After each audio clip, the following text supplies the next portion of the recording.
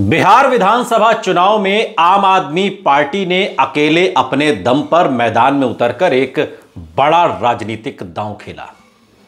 हालांकि चुनावी नतीजों ने साफ कर दिया कि राष्ट्रीय फलक पर अपनी पहचान बना चुकी आम आदमी पार्टी बिहार की जटिल और स्थापित चुनावी बिसात पर अपनी कोई खास छाप नहीं छोड़ पाई।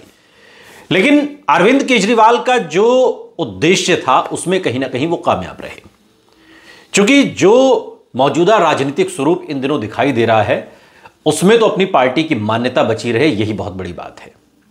और इसलिए आम आदमी पार्टी ने बिहार की 99 सीटों पर अपने कैंडिडेट उतारे, जिससे कि वोट परसेंटेज में इजाफा हो और पार्टी की जो राष्ट्रीय मान्यता है उस पर किसी तरीके का कोई खतरा न रहे, जिसमें केजरीवाल कामयाब रहे। आम आदमी का पार्टी का प्रदर्शन बेहद निराशाजनक भले रहा हो, जहां वो एक भी सीट जीतने में नाकाम रही। चुनावी मैदान में उतरे सभी उम्मीदवारों की जमानत तक जब्त हो गई।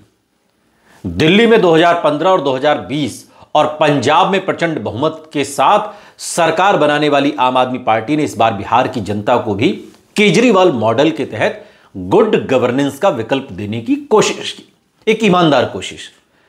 आम आदमी पार्टी ने कुल 99 सीटों पर अपने उम्मीदवार उतारे, जो 243 सदस्यीय विधानसभा के एक बड़े हिस्से को कवर करता है। पार्टी के बड़े नेताओं, जिसमें राज्यसभा के सांसद संजय सिंह भी शामिल थे, उन्होंने उम्मीदवारों के लिए प्रचार किया, लेकिन जमीनी स्तर पर मतदाताओं के बीच अपनी पैठ बनाने में वो सफल नहीं रहे। पार्टी ने बड़ी उम्मीदों के साथ अलग अलग चरणों में उम्मीदवारों की सूचियां जारी की, जिसमें 11, 48, 28 और अंत में 12 उम्मीदवारों के नाम अनाउंस किए गए थे। लेकिन यह रणनीति चुनावी नतीजों में तब्दील नहीं हुई। आम आदमी पार्टी के लिए सबसे बड़ा झटका उसका वोट परसेंटेज रहा। चुनाव आयोग के आधिकारिक आंकड़े और अंतिम विश्लेषणों से यह जानकारी हासिल होती है कि पार्टी को न्यूनतम वोट 0.30% प्राप्त हुआ, जबकि जिस तरीके की परिस्थितियां और बनी, जिसमें बाकी दल हैं, उन्होंने अच्छा वहां पे परफॉर्म किया। लेकिन चुनाव आयोग जो तस्वीर पेश कर रहा है, आम आदमी पार्टी का जो कुल वोट परसेंटेज बता रहा है, वो 1% से भी कम रहा है, जो बिहार जैसे एक बड़े राज्य में पार्टी के अस्तित्व को लेकर कई गंभीर सवाल खड़े करता है। कई सीटों पर आम आदमी पार्टी के उम्मीदवारों को नोटा से भी और बाकी अन्य छोटी पार्टियों के उम्मीदवारों की तुलना में भी कम वोट मिले, जिससे उनकी जमानत तक जब्त हो गई। और यह साफ है कि बिहार की जनता ने उनके विकास मॉडल और राष्ट्रीय राजनीति से अलग पहचान को नकारा है।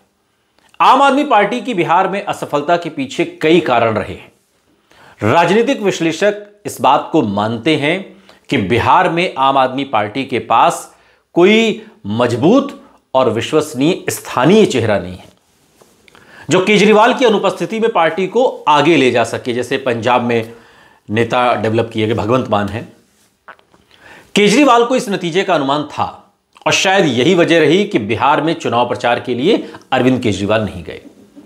आम आदमी पार्टी ने एनडीए और महागठबंधन दोनों से दूरी बनाकर यह चुनाव अकेले अपने दम पर लड़ा, जिससे उनका मुकाबला सीधे स्थापित हुआ, मजबूत क्षेत्रीय शक्तियों से हुआ।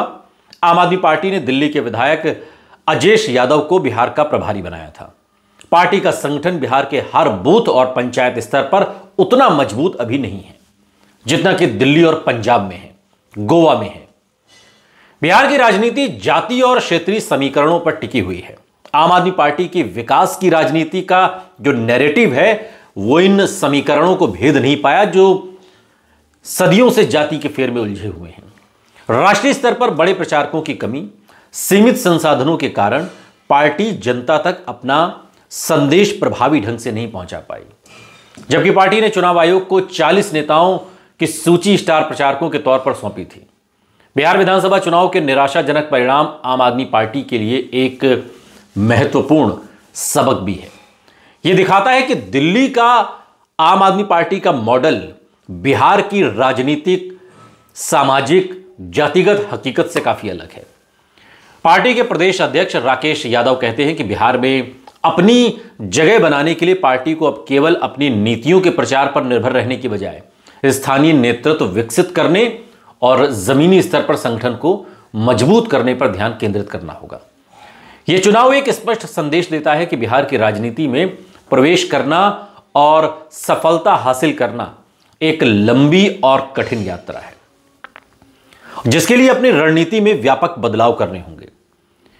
आम आदमी पार्टी के राज्यसभा सांसद संजय सिंह कहते हैं कि जिस राज्य में 80 लाख वोट काट दिए जाएं और 5 लाख फर्जी वोट बनाए जाएं तो उस राज्य का चुनाव परिणाम का अंदाजा पहले ही लगाया जा सकता है। इन्होंने दिल्ली से भी ऐसे ही किया।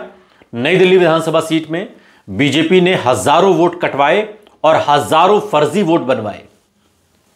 यह तो स्थिति है। आपको बता दें कि 2020 के बिहार विधानसभा चुनाव में आम आदमी पार्टी ने औपचारिक रूप से बिहार का विधानसभा चुनाव नहीं लड़ा था और न ही अपना कोई उम्मीदवार उतारा था। पार्टी ने अपनी ऊर्जा और संसाधनों को दिल्ली पर केंद्रित कर रखा था और बिहार की राजनीति में सीधे हस्तक्षेप न करने का निर्णय लिया था। पार्टी उस समय दिल्ली और पंजाब जैसे राज्यों पर अपना संगठनात्मक आधार मजबूत करने पर अधिक ध्यान केंद्रित कर रही थी, जहां वो पहले से ही सत्ता में थी, दिल्ली में भी और पंजाब में भी। अब सवाल यह है कि अरविंद केजरीवाल ने बिहार में 99 सीटों पर चुनाव क्यों लड़ा। 99 सीटों पर चुनाव लड़ने का जो सीधा उद्देश्य था वो था वोट परसेंटेज बढ़ाना।